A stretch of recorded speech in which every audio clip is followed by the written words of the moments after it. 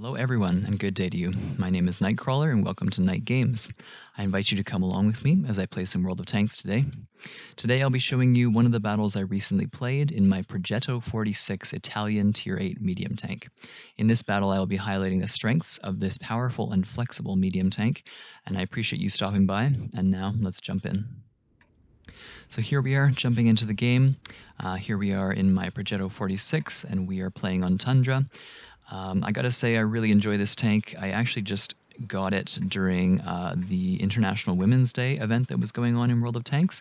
They had a number of women streamers who were offering various bonuses that Wargaming were handing out, one of which was to win a Tier 8 premium tank. Every person who was participating, I think like once a day, could win a Tier 8 premium tank, and so I happened to watch a streamer and my name was randomly selected, so I was really appreciative for that.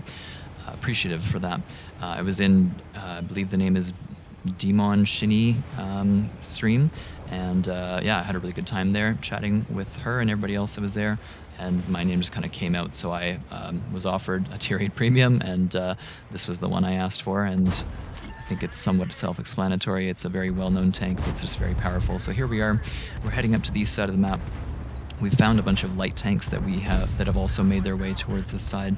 In terms of the speed, you'll notice that this tank was right behind our light tanks in terms of getting there, so really the mobility on this tank is quite impressive. So we put 2 shots into the 1357, who is now dead. We've also lost our 1357, and we're now just kind of keeping an eye out for enemy tanks that are coming.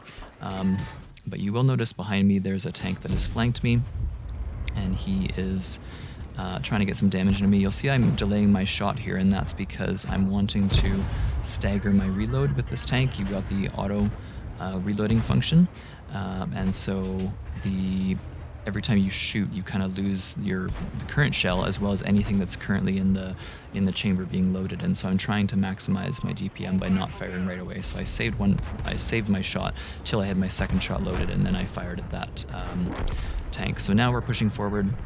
There's a number of enemies. I see a Lanson.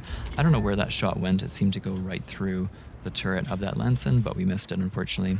Now there's an RHM coming up. I have my full clip loaded, so I put 1 shot into him, and constantly I'm watching to make sure that I have as many shots loaded as possible. Ideally, it's good to have obviously all 3, but I usually I'll fire 1 or 2 shots, but I rarely will fire the 3rd. That's only if I think that I can eliminate the tank completely before anybody else can do so. So I put 1 into the top of the Lanson there. I managed to bounce a shot from the T-34-85, which is not something that happens very frequently in this tank.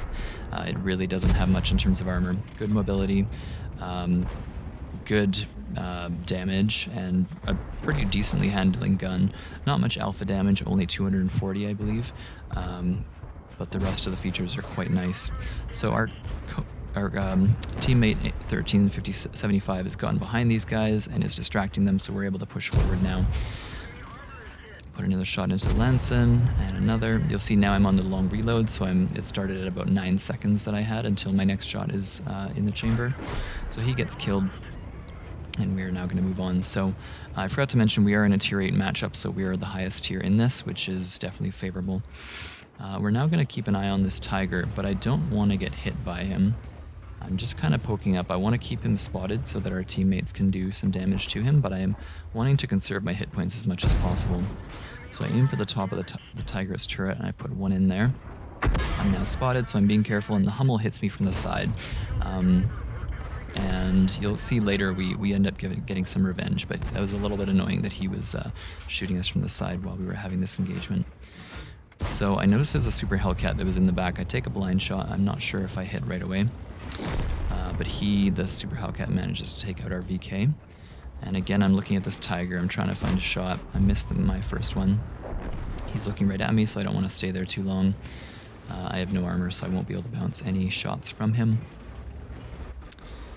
I'm kind of waiting for the Super Hellcat to come out, and I managed to put 1 into him.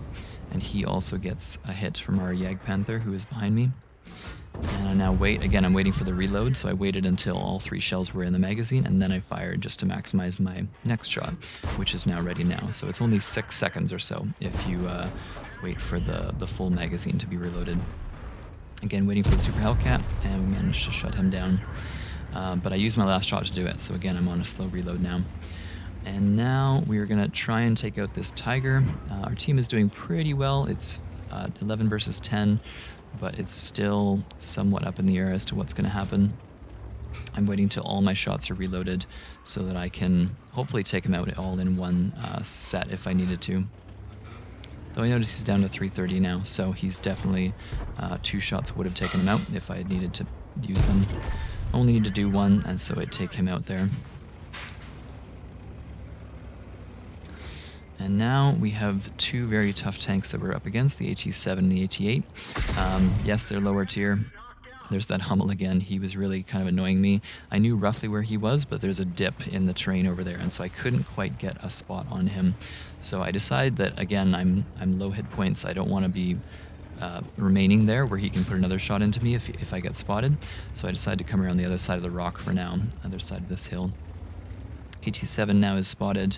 I'm really concerned about the AT-8 because, again, he's got a lot of armor, and if he faces me frontally, I'll just have to try and aim for weak points. So speaking of which, here's the AT-7. I look at the cupola on top, put 1 in, put 2 in, and I decide not to go for the 3rd shot, because it would have been a blind shot. But I notice the AT-8 has appeared. I wait for my 2nd shot, put 1 in, and I decide not to fire again to maintain my DPM.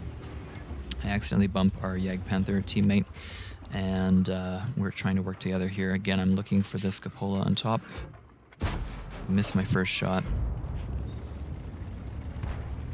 At this point, I'm a little bit concerned that both tanks know exactly where I'm coming from. See, he actually took a shot at me. I'm not sure if he saw me or if it was a blind fire, but I bounced my 1st one and put my 2nd one in. The rate of fire on this gun is amazing.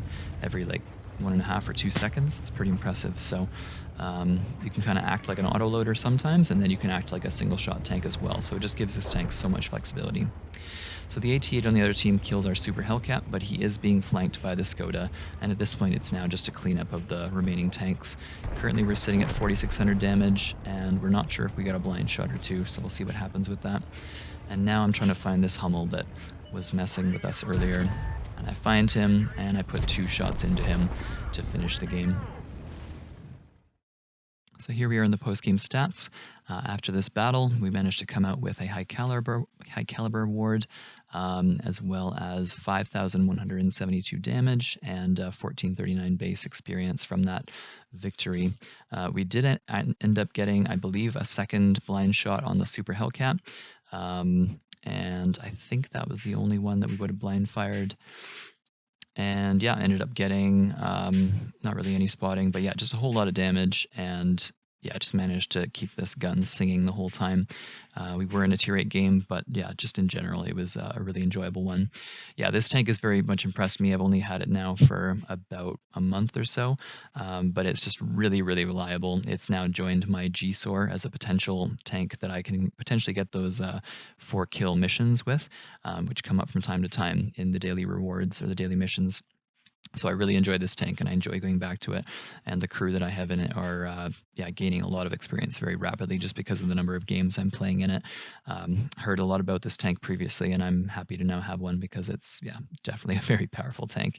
The combination of the speed with the rate of fire, it just seems to always have a shot available to fire, even if you have dumped out all 3 of them, within 9 seconds, you're going to get at least one of them back. So it's just impressive to have that much rate of fire. For sure, the alpha is pretty lackluster at 240, but you can still make that work for you. The gun depression is also quite good, which I didn't have to do a lot of in this game, but the gun depression is fairly decent as well. So really all around, except for armor, this tank does really well. It can do a little bit of spotting as well. So yeah, I'm really enjoying this tank. So I hope you enjoyed this highlight commentary, and I really appreciate you stopping by today. I'm a new streamer and content creator focusing on World of Tanks currently. We're still working out the details of streaming and video recording, and would appreciate any potential suggestions you may have regarding changes I can make that would make your viewing experience better. If you liked what you saw here today, I would really appreciate it if you could like and subscribe, and I hope you have a great day.